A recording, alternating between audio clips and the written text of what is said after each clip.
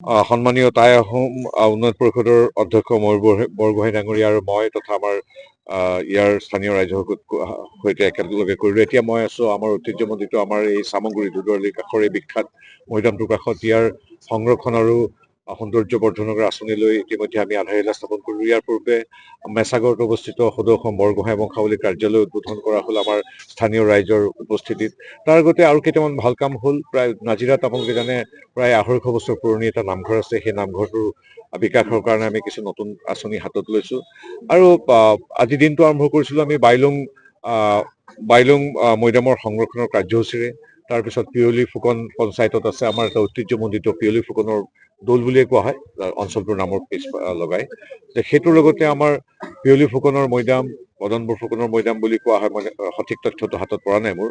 সেই দুইটা সুন্দৰ মৈদামৰ সংৰক্ষণৰ কাম আমি ইতিমধ্যে আৰম্ভ কৰিছোঁ। আজি কেইদিনমানৰ আগতে আমাৰ শৰাইঘাটৰণৰ আন এগৰাকী প্ৰধান খনিকৰ লাচিত বৰফুকনৰ দৰে সূৰ্যবীৰ্য পৰাক্ৰম আৰু অতুল্য দেশপ্ৰেমৰ প্ৰতীক আতন বুঢ়াগোহাঁইৰ মৈদামটো আমি চেৰেকাপাৰত সংৰক্ষণৰ যি প্ৰকল্প হাতত লৈছিলোঁ আমি ইতিমধ্যে সম্পূৰ্ণ কৰি ময়ূৰ বৰগোহাঁই আৰু মই আমি উদ্বোধন কৰি ৰাইজৰ বাবে সমৰ্পণ কৰিছোঁ।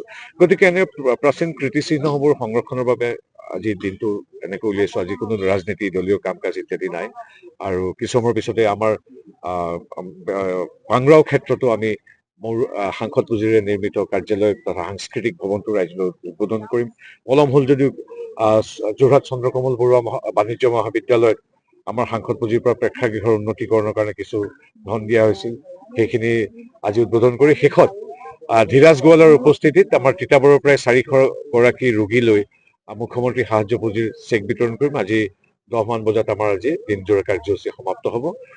আমাৰ পুনৰবাৰ এই কামখিনি কৰিবলৈ সুবিধা দিয়াৰ বাবে হিমন্ত বিশ্ব শৰ্মা ডাঙৰীয়াৰ, মোদী ডাঙৰীয়াক মই আৰু ময়ূৰ বৰগোহাঁই প্ৰমুখ্যে সংশ্লিষ্টসকলে ধন্যবাদ জ্ঞাপন কৰিম। সন্মানীয় টাই আহোম উন্নয়ন পৰিষদৰ অধ্যক্ষ ময়ূৰ বৰগোহাঁই ডাঙৰীয়া আৰু মই তথা আমাৰ ইয়াৰ স্থানীয় ৰাইজৰ সৈতে একেলগে কৰিলোঁ। এতিয়া মই আছো আমাৰ ঐতিহ্যমণ্ডিত আমাৰ এই চামগুৰি দুধৰলিৰ কাষৰ এই বিখ্যাত মৈদামটোৰ কাষত ইয়াৰ সংৰক্ষণ আৰু সৌন্দৰ্য বৰ্ধনৰ আঁচনি লৈ ইতিমধ্যে আমি আধাৰশিলা স্থাপন কৰিলোঁ। ইয়াৰ পূৰ্বে মেছাগড়ত অৱস্থিত সদৌ অসম বৰগোহাঁই বংশাৱলী কাৰ্যালয় উদ্বোধন কৰা হ'ল আমাৰ স্থানীয় ৰাইজৰ উপস্থিতিত।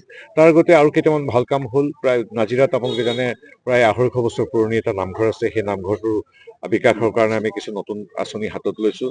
আৰু আজি দিনটো আৰম্ভ কৰিছিলোঁ আমি বাইলুং মৈদামৰ সংৰক্ষণৰ কাৰ্যসূচীৰে। তাৰপিছত পিয়লি ফুকন পঞ্চায়তত আছে আমাৰ এটা ঐতিহ্যমণ্ডিত পিয়লি ফুকনৰ দৌল বুলিয়ে কোৱা হয় অঞ্চলটোৰ নামৰ পিছ লগাই।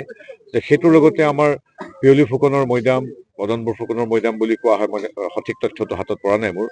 সেই দুইটা সুন্দৰ মৈদামৰ সংৰক্ষণৰ কাম আমি ইতিমধ্যে আৰম্ভ কৰিছোঁ। আজি কেইদিনমানৰ আগতে আমাৰ শৰাইঘাটৰণৰ আন এগৰাকী প্ৰধান খনিকৰ লাচিত বৰফুকনৰ দৰে সূৰ্যবীৰ্য পৰাক্ৰম আৰু অতুল্য দেশপ্ৰেমৰ প্ৰতীক আতন বুঢ়াগোহাঁইৰ মৈদামটো আমি চেৰেকাপাৰত সংৰক্ষণৰ যি প্ৰকল্প হাতত লৈছিলোঁ আমি ইতিমধ্যে সম্পূৰ্ণ কৰি ময়ূৰ বৰগোহাঁই আৰু মই আমি উদ্বোধন কৰি ৰাইজৰ বাবে সমৰ্পণ কৰিছোঁ।